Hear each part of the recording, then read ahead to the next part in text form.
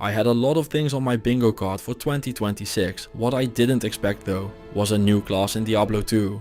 I'm sure everyone knows by now, so I'll just cut to the chase. Blizzard did it. They actually went and fucking did it. They released a new class for Diablo 2, the Warlock. I'm not one to immediately form an opinion and stick with it. I saw everybody going nuts, but that is to be expected, so be warned. There are some lukewarm at best takes.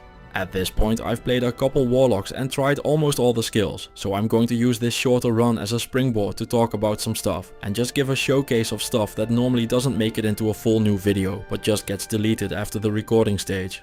Welcome to Jurassic Park, my very first Warlock run. This video consists of a few parts and they will heavily bleed into each other. Half of it will be me talking about the new update. The good, the bad, the ugly, I might even throw in $1 million baby. Who knows, I'll go through it all. Second half will be me talking about the run like usual. And something that I can showcase nicely throughout this run as well is how not to do a hardcore run. I'll point out pivotal moments and the final major fuck up that lost me this run. Third half will be the usual memory. And no, that's not a spoiler. You saw the video length, you knew I wasn't surviving. The way I died is totally my own fault as well. I'm a firm believer in every hardcore run being able to get there some way or another. But sometimes you just do everything right and die anyway. This is not one of those runs. I totally died by my own stupidity. But that doesn't sound nearly as wonderful and wise. So we're going with the first thing. One of the ways I approach learning a new character, class or well, anything at all is by just making it smaller. My brain just doesn't compute 30 new things at a time. Instead, I just go hard on a few things and see what happens. Starting this off, I decided to just stick with the starting skill Miasma Bolt and work my way through from there. This skill has you shooting a magic projectile. It's nothing too fancy design wise, but it's neat as a starter, easily allowing you to deal with everything up to the countess. Because I'm using magic damage, I don't need a lot from the countess, all I want is the runes for a stealth. During farming for this, I unlock my next skill, Miasma Chain. This skill involves you having a psychosis about thinking how you should pitch a tent. So you start throwing down lines everywhere and the goal is to make people trip over them like a true asshole. My attention is peaked, like yours is right now. My loyal subscribed one. Yes, go check. No, I won't wait, cause we have found a set hard leather armor. It's a Bane's Wraith skin. Now while we won't go pumping venom into this, it does have a very unique affix on there in the 30% magic resistance. So while this armor is very niche, it might serve a purpose. For now though, it just looks sweet. It does allow me to subtly segue into talking about items. They introduced a bunch of new items that are all very heavily Warlock themed, which is cool and all. I just wish there would have been more uniques all around. The expansion has over 30 new items, which I just don't think is a lot for an expansion. They did a great job with the ones they did release, I just wish there was more. In the barracks, I make the first mistake of the run. I start floundering around between two different builds after finding a book with +3 to demonic mastery. There isn't anything wrong with trying stuff out, especially on a first playthrough, but a lot of beating a hardcore run is about just being consistent, and kind of wishy-washing between two different builds right from the start is not the way to do it. You can and should get into a second type of damage somewhere in your run, but Act 1 normal when you barely have anything going is not the time to start pivoting. All that aside, having a goatman is very sweet, it's such a funny summon to have. Not much else to talk about in the first act, so after giving Andariel a quick lesson in Shibari, I don't think it's her kink though, she dries up so much the entire world becomes a desert. Welcome to Act 2. Act 2 has you tripping an old man over for his book. The Warlock is an avid reader after all, you can tell cause he's always looking at a book. This does mean he isn't in Diablo Immortal. He doesn't have a phone after all. Not that I would know, that game is banned where I live anyway. Having picked up the Herodric Cube, it is time for a quick talk about the stash. First off, I want to mention that I love what they did with the stash and the cube. It now allows us to put stacks of runes and gems and some other stuff in neat little piles instead of having them laying around everywhere.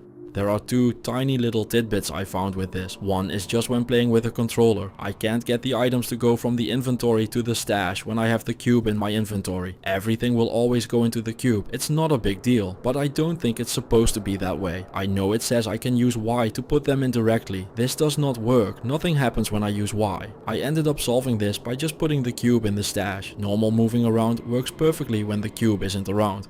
The second little tidbit, and this is a super small gripe that I doubt anyone else on the planet cares even the slightest little bit about.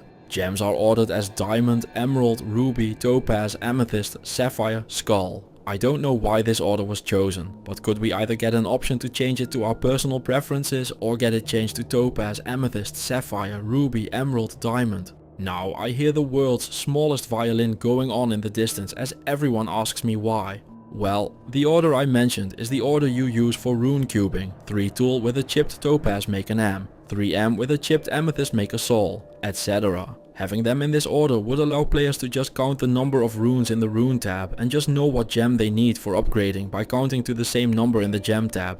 The skull location makes no difference to me, by the way, skulls don't upgrade runes. Still, a massive quality of life update, and I just want to say thank you to the developers for it.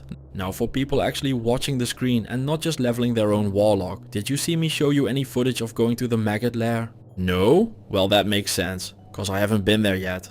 Despite that, I'm allowed to start making my way into the castle. I don't know what's up with that, but I ended up making it all the way through the Arcane Sanctuary and even up all the way to Duriel's Keyhole before realizing I didn't have the staff. Now for someone who has spent over 25 years getting through this content at least once a week, this is not a big deal, but I can imagine a new player spending hours just grinding their minds off in the Arcane Sanctuary, taking a break, leaving the game, then coming back for their next gaming session, spend an hour in the Tal Rasha's tomb to find Duriel only to find out they need to go and do the maggot lair, everybody's favorite area. This takes them another hour, now it's dinner or bedtime and they need to shut off the game again, and even though they have the map of the tombs when they get back, it's still another hard part of the game they have to go do again. And yes, I know they will gain levels and maybe find some items and that the game is all about grinding and such, but this whole situation didn't happen until Reign of the Warlock, so I'm guessing someone just checked or unchecked a checkmark that should have been left alone. And well, is that a bug? If so, can we get that fixed?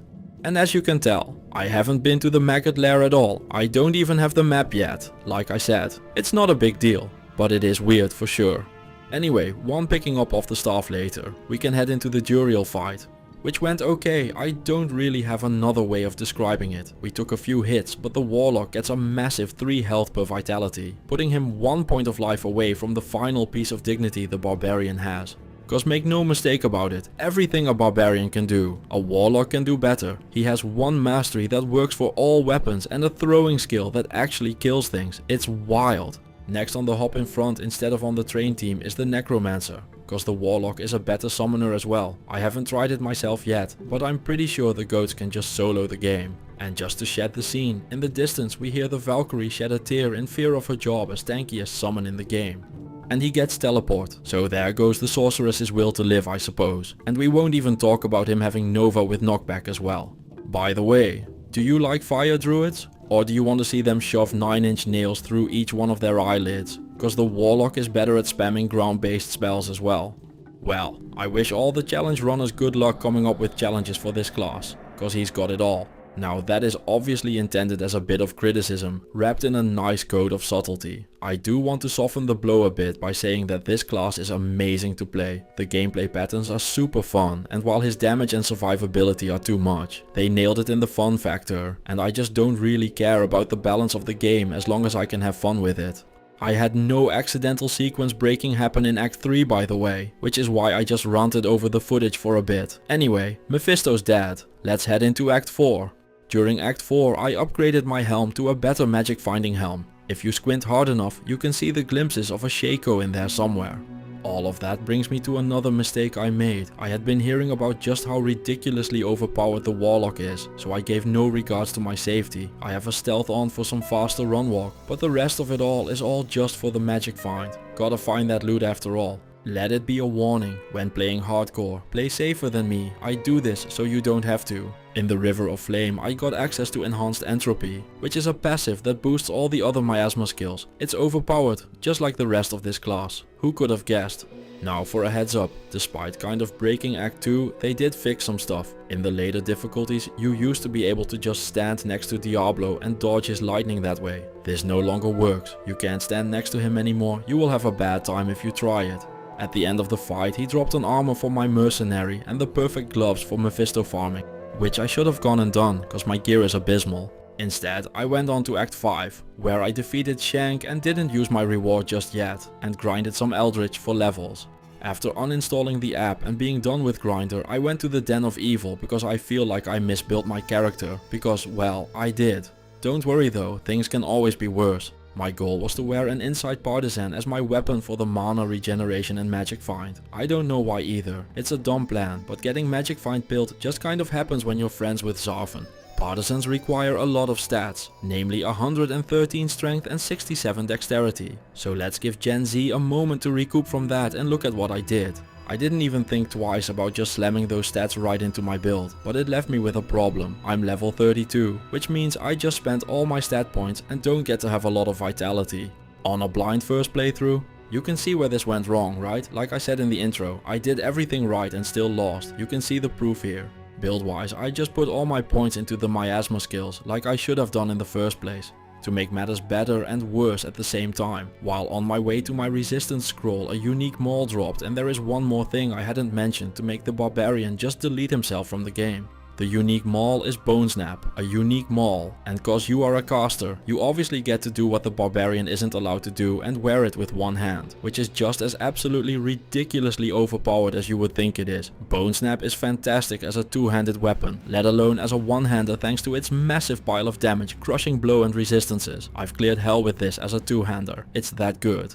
The final skill in the miasma tree is Abyss. This has you spawning a hole sucking in the enemies, so it makes a great crowd controlling spell that also happens to deal an absolute fuckton of damage, as all Warlock skills do.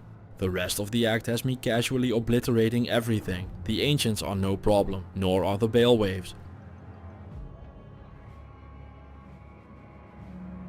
Or Baal himself. So what is a problem for this character? Well, honestly, absolutely nothing. And that's kind of the problem. The gameplay is fun and very enjoyable. Balance is very lacking though. Fun is definitely more important though. Figuring I was overpowered anyway, and that would allow me to ignore the fact that I don't really have gear or vitality, I went straight into Nightmare, which was dumb. I saved Kayn to try and roll a rare ring. I rolled one with 6 gold and 9 lightning resistance, which I guess is something.